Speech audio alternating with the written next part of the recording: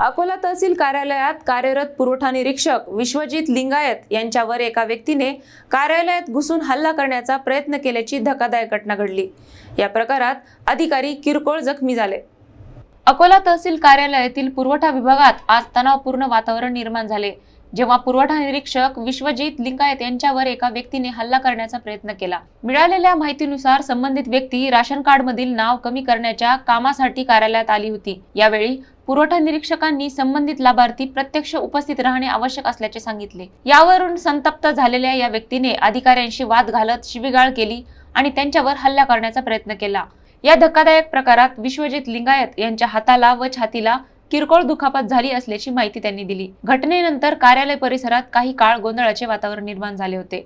या प्रकरणी पुढील तपास सिटी कोतवाली पोलीस करीत असून संबंधित व्यक्तीविरुद्ध कारवाई करण्याची प्रक्रिया सुरू आहे।